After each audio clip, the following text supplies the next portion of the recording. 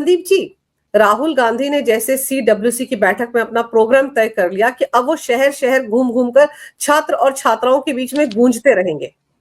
ये तो समझ में एक तो ये आता है कि वो कहीं ना कहीं कॉकरोच गैंग के चक्कर में पड़ गए हैं। सीधा सीधा उनका मुकाबला अब बीजेपी भी से भी नहीं है और बाकी किसी राजनीतिक पार्टी से नहीं है, बल्कि कॉकरोच गैंग से है। और दूसरा, जिस तरह से कॉकरोचों ने पैसे दे देकर इन्फ्लुएंसर्स से सोशल मीडिया पर वीडियो बनवाए अपने पक्ष में और मेटा ने उनको सपोर्ट किया, अब वही खेल राहुल गांधी एंड कंपनी भी खेल रहे हैं। क्योंकि अब तो खुलासा हुआ है कि 25-25 हजार देकर इन्फ्लुएंसर से साफ तौर पर कहा जा रहा है कि इनके लिए 2 या 3 वीडियो बनाएं जिसमें राहुल को बस हीरो दिखा दें।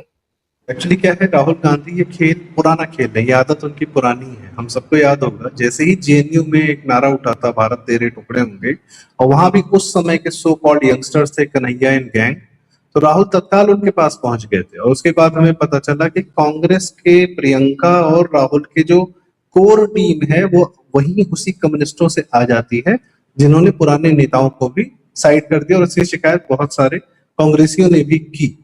फिर राहुल गांधी क्या करते हैं, वो 2024 में जब रिजल्ट आता है तो अचानक से उनको अप्रत्याशित सफलता मिलती है। 2024 में उनको उत्तर प्रदेश से 9 सीटें मिल जाती हैं और कांग्रेस की सीटें 99 भी हो जाती हैं। किस बात पे? वही मेटा, यूट्यूब और फेसबुक इत्यादि हैं, उन लोगों ने इनको सपोर्ट किया। इनका एक फर्जी क्लेम था जिसको भाजपा ने या लोगों ने थोड़ा सा इग्नोर कर दिया। वो था कि आरक्षण खत्म हो जाएगा और संविधान खतरे में है।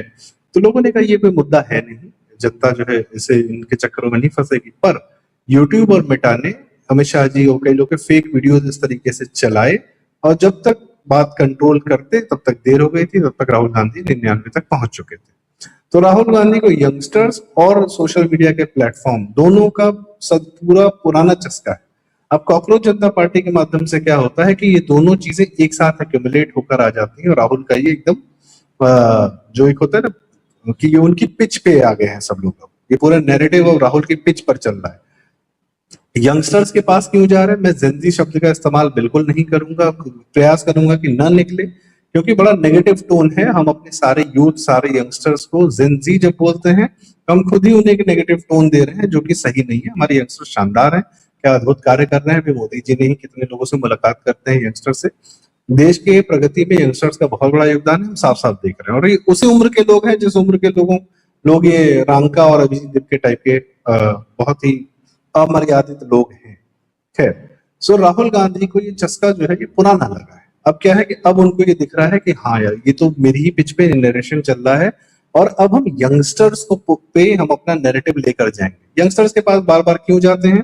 2-3 कारण है। यंगस्टर्स आज के समय में एक तो अपने माता पिता परिवार से कम इन्फ्लुएंस होते हैं, इन्फ्लुएंसर से ज्यादा इन्फ्लुएंस होते हैं, क्योंकि सबके पास मोबाइल है, सारी चीजें हैं, तो उनके पास दुनिया का जो कंटेंट आ रहा है, उनका यंग माइंड है।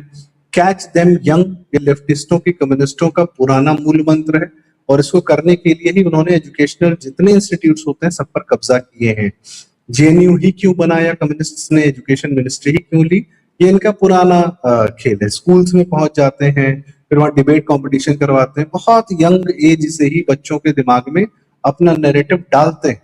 हम लोगों ने एक टर्म और सुना है कि 18-19 साल की उम्र तक, 20 साल की उम्र तक यदि आप कम्युनिस्ट नहीं है तो आपके अंदर दिल नहीं है, और अगर 30 साल के बाद आप कम्युनिस्ट हैं तो आपके अंदर दिमाग नहीं।